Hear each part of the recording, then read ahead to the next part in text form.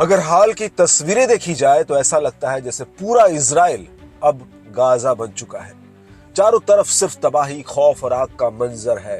राजधानी तेल अवीव पर ईरान की बैलिस्टिक मिसाइलें ऐसे गिरी जैसे आसमान से कहर बरसा हो। महज 2 घंटे में 12 मिसाइलों ने शहर को झकझोर दिया। 25 से ज्यादा लोगों की जान गई। ये हमले सिर्फ जवाब नहीं थे बल्कि एक चेतावनी भी थी।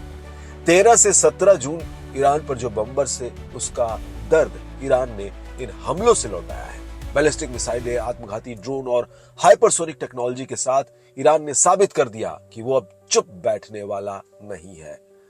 वही इतना ही नहीं, अब तो अमेरिका और इजराइल मिलकर ईरान पर एक बड़ा हवाई हमला करने की तैयारी में है।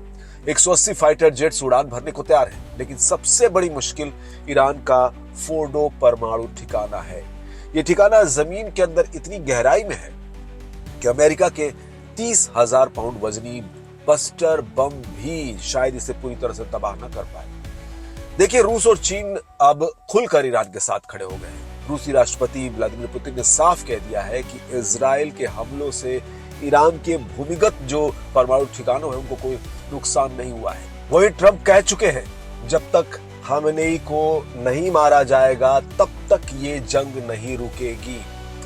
बीते कुछ घंटों में इजराइल ने ईरान के अराक हैवी वाटर रिएक्टर पर भी हमला कर दिया, जो ईरान के न्यूक्लियर प्रोग्राम का सबसे अहम हिस्सा है।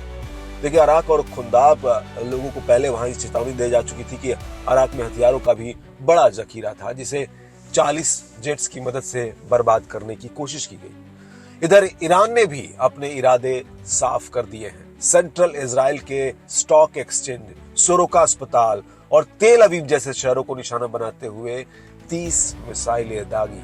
176 लोग घायल हुए, 6 की हालत गंभीर है। इजरायली डिफेंस सिस्टम भी कुछ मिसाइलें रोकने में नाकाम रहा।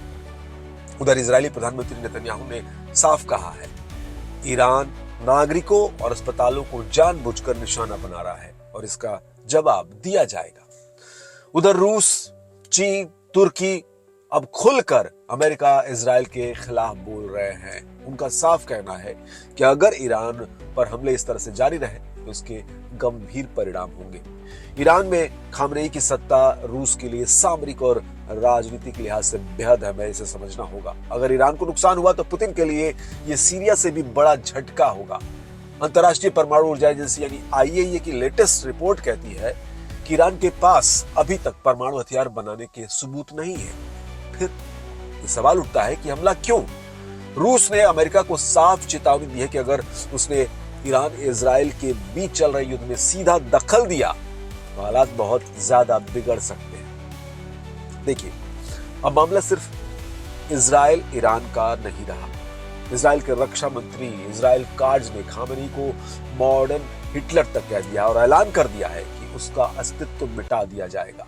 काट्ज ने कहा, एक ऐसा तानाशाह जो हमारे देश के खात्मे का सपना देखता है, उसे अब इस धरती से मिटा देना जरूरी है।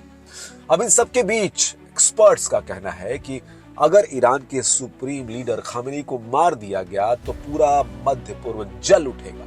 ऐसा युद्ध भड़क सकता है जिसे न रूस रोक पाएगा और न ही अमेरिका।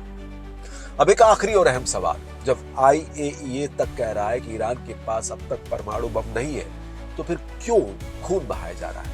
क्यों आम लोगों की जिंदगी दांव पर लगाई जा रही है? क्या ये सिर्फ एक देश की सुरक्षा की बात है या फिर वैश्विक राजनीति की एक खतरनाक शतरंज चल रही है जिसमें मोहरे इंसान है? इस जंग का अंत कब होगा ये कोई नहीं जानता, लेकिन इतना तय है कि अगर ये युद्ध आगे बढ़ा तो इसकी आग पूरी दुनिया को झुलसा सकती है।